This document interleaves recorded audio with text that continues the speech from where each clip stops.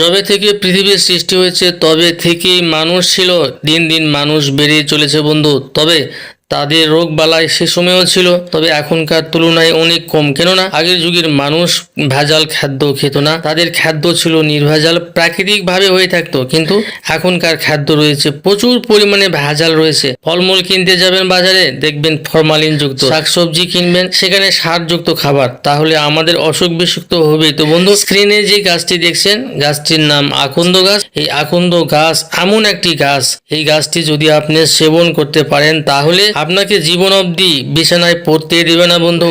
এত গন্ধর একটি ভেষজ, আপনি জানলে নিজে অবাক হয়ে যাবেন যে এটা কিভাবে সম্ভব হলো। তো বন্ধু, যাদের পেনিস নুয়ে পড়েছে, লিঙ্গ ছোট হয়ে গেছে, বীর্য পানির মতো পাতলা হয়ে গেছে, বেশিক্ষণ লাস্টিং করতে পারে না, সহবাস করতে পারে না, তাদের জন্য এই গাছটি অনেক কাজে আসবে। আমি একটা একটা করে সবই বলে দেবো আপনাদেরকে। এই গাছ পুরুষের হরমোনাল ইনব্যালেন্সকে ব্যালেন্স করে দেয়, লিঙ্গ সতেজ করে দীর্ঘক্ষণ সহবাস করতে অনেক সহায়ক এই গাছ।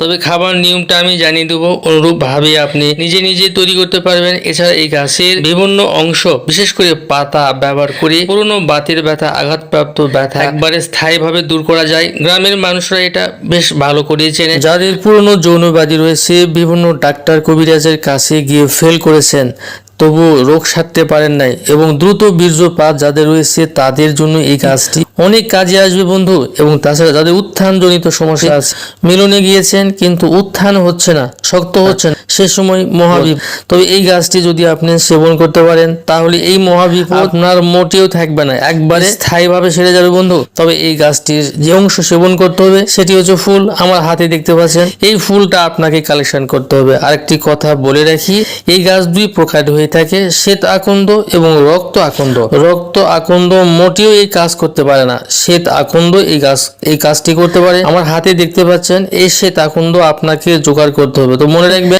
শ্বেত আকন্দ একটু কম পাওয়া যায় এবং রক্ত আকন্দ ব্যাপক পরিমাণে পাওয়া যায়। আপনাকে এই শ্বেত আকন্দ কালেকশন করতে হবে, করে বাসায় নিয়ে আসবেন।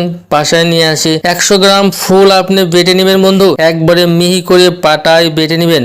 বেটে নেওয়ার পরে এর সঙ্গে 10 গ্রাম হিং মিশ্রণ করবেন। এই হিংটি বাজারে কিনতে পাবেন। এই হিংটি নিয়ে এসে দুইটি একসঙ্গে পেস্ট করে নেওয়ার পরে ছোট ছোট করে 30টি বটিকা বানায় নেবেন এবং হালকা রোদে 2 দিন যাবত শুকিয়ে নেবেন বন্ধু। শুকিয়ে নেওয়ার পরে প্রত্যেক দিন রাতে কিংবা সহবাসের 1 ঘন্টা আগে ঠান্ডা পানি দিয়ে যদি একটি বটিকা সেবন করতে পারেন, এভাবে নিয়মিত যদি আপনি একটি মাস সেবন করতে পারেন, প্রথম দিন থেকে আপনি ভালো রেজাল্ট পেয়ে যাবেন। আপনার নুয়ে পড়া লিঙ্গ শক্ত হতে শুরু করবে। একদিন পর থেকেই বন্ধু আপনার এই যৌন দুর্বলতা পার্মানেন্টলি ভাবে সেরে যাবে, যদি আপনি 1 মাস কন্টিনিউ সেবন করতে পারেন। আজকের ভিডিওটি এ পর্যন্তই, সবাই ভালো থাকবেন।